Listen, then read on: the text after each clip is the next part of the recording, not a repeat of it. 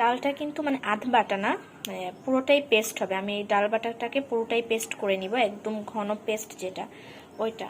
এদিকে তো এই যে আমি ব্লেন্ডারটা বসাই দিছি, আর এখন হচ্ছে প্লাগটা দিয়ে দিতেছি, আমি ব্লেন্ড করে নিব। আর এই ব্লেন্ডারগুলোতে হচ্ছে এরকম এরকম 3টা জার আছে, আর আমি এখন এই ছোট জারটা ইউজ করব। এটার মধ্যে আমি ডালটাকে পেস্ট করে নিব। আসসালামু আলাইকুম ভিউয়ার্স, কেমন আছেন সবাই? আশা করি অনেক ভালো আছেন, আমিও ভালো আছি আল্লাহর রহমতে। তো নতুন আরেকটা ব্লগ শুরু করলাম। আর এখন হচ্ছে সন্ধে হয়ে গেছে, আর এখানে দেখতে পাচ্ছেন আমি অনেকগুলো জিনিসপত্র নিয়ে আসি। হ্যাঁ, আজকে আপনাদের সাথে একটা খুব সিম্পল নাস্তা রেসিপি শেয়ার করতে যাব। আর দেখেন বাহিরের ওয়েদারটা কি সুন্দর। আমার কিচেন থেকে কিন্তু বাহিরের ওয়েদারটা, বাহিরের ভিউটা খুবই ভালো লাগে, আমার তো অনেক ভালো লাগে, মানে খুবই সুন্দর একটা ভিউ, সবুজ সবুজ। তো কথা বাড়াচ্ছি না, মেন কথায় আসি। এই যে জিনিসপত্রগুলো দেখছেন, এটা হচ্ছে আমি সন্ধ্যার জন্য মানে সবার জন্য একটা নাস্তা তৈরি করব। তো আমার মনে হয় যে সন্ধ্যার নাস্তা একটু ভেজিটেবল থাকলে ভালোই হয়, খারাপ হয় না। আর নর্মালি তো বাচ্চারা এমনিও ভেজিটেবল খেতে চায় না, তো ভাবলাম যে ভেজিটেবল দিয়ে একটা নাস্তা তৈরি করি, বড়রাও খাবে ছোটরাও খাবে খুব মজা করে। আর অবশ্যই বলতেছি কি তৈরি করতেছি, তার আগে আরেকটি কথা। যারা আমার চ্যানেলে নতুন তারা প্লিজ আমার চ্যানেলটাকে সাবস্ক্রাইব করবেন, আর পাশে থাকা বেল আইকনটা প্রেস করে দিবেন। এতে করে কি আমার সব নতুন ভিডিওগুলো আপনারা সবার আগে দেখতে পাবেন। আর প্লিজ প্লিজ আমার চ্যানেলটাকে লাইক কমেন্ট শেয়ার করবেন। তো এখানে হচ্ছে আমি বাঁধাকপি কেটে নিচ্ছি, একটার অর্ধেক বাঁধাকপি আমি এখানে ভালো করে কেটে ধুয়ে নিচ্ছি। এখানে আলুটা মিহি করে কুচি করে নিচ্ছি, আর এখানে আমি কাঁচামরিচ কুচি করে নিচ্ছি। আর এখানে হচ্ছে আদা কুচি, আর আদা কুচিটা কেন আমি বলতেছি, আমি এগুলা দিয়ে এখানে হচ্ছে ডাল পেস্ট করে নিয়েছি। আমি ওই যে ডালটা যে দেখাইছিলাম যে ভিজাইতেছি, সেই ডালটা আমি ব্লেন্ডারে ভালো করে পেস্ট করে নিয়েছি, একদম মিহি পেস্ট।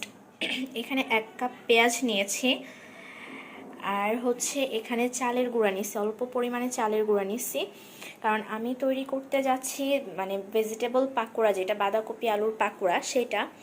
তো এখানে চালের গুঁড়িটা দিলে কি মানে পাকোড়াটা একটু ক্রিস্পি টাইপের হয়। আর হচ্ছে এই যে আদা একটু আগে যে দেখাইলাম,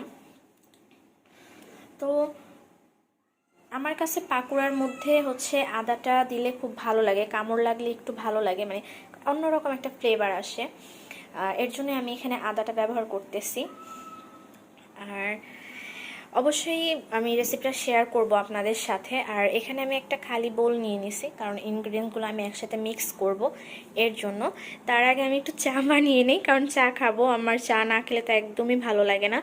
আর আমার কিচেন থেকেই আজকের ব্লগটা শুরু করলাম, হয়তোবা কিচেন থেকেও শেষ করতে পারি বা আড্ডার মধ্যেও শেষ করতে পারি, বলতে পারি না, বাট শেয়ার করার চেষ্টা করব।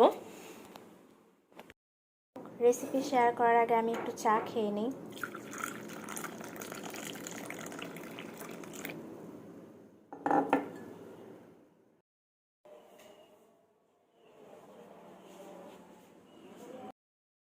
ফিরে এলাম নামাজ পড়ে, আর এখন হচ্ছে আমি এটাকে মাখিয়ে নিব।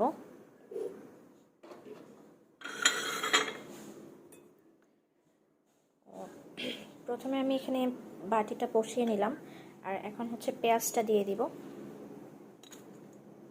পেঁয়াজটা কিন্তু আমি খুব মানে মিহি করেও কাটিনি, আবার খুব মোটা করেও কাটিনি, দেখেই বুঝতে পারছেন। সাথে দিয়ে দিব হচ্ছে কাঁচামরিচ। এটাকে আমি একটু আলতো করে লবণ দিয়ে মাখিয়ে নিব। তো এই আমি আমার কাছে কিন্তু মশলা ঝুঁইটা খুবই ভালো লাগে। তো লবণ লবণ কোথায়, এটা তো চিনি না, হ্যাঁ এই তো লবণ।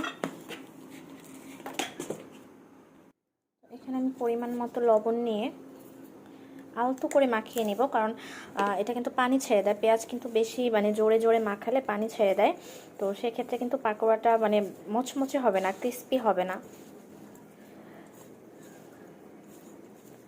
তো এই তো আমি আলতো করে মাখিয়ে নিয়েছি, আর এখন একে একে আমি সবগুলো উপকরণ দিয়ে দিব। আমার মনে হচ্ছে যে বাটিটা আমার জন্য একটু ছোট হয়ে যাবে, তো আমি একটা দেখি অন্য কিছুতে নিয়ে নিই। এখন হচ্ছে একে একে আমি সবগুলো দিয়ে দিব।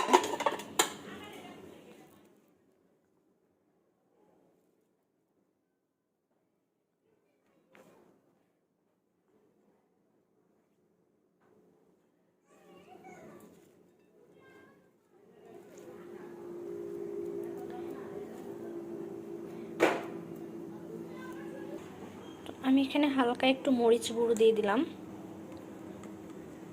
হালকা একটু হলুদ গুঁড়ো,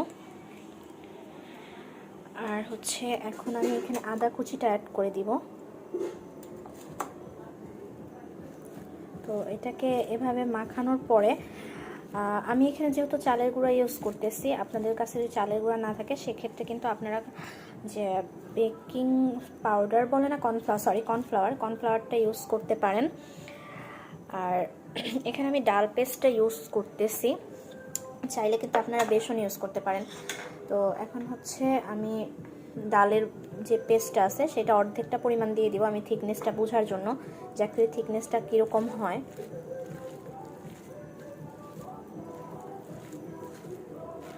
আপনারা চাইলে এখানে আদা পেস্টটাও দিতে পারেন, এটা অপশনাল, আমি এখানে আদা পেস্টটা ইউজ করিনি। তো আমি এটাকে ভালো করে মাখিয়ে আপনাদেরকে দেখাচ্ছি যে অ্যাকচুয়ালি থিকনেসটা কেমন হবে।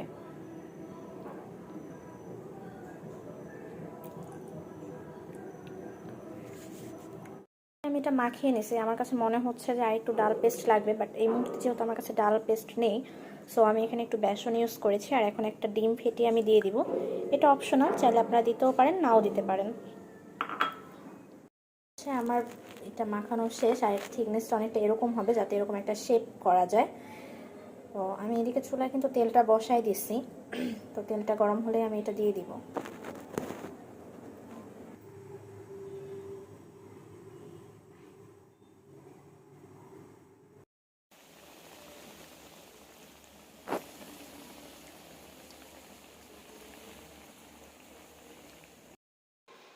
এইদিকে আমার পাকোড়া তৈরি করা শেষ, এখন হচ্ছে মানে খাওয়ার জন্য সবাইকে দিব।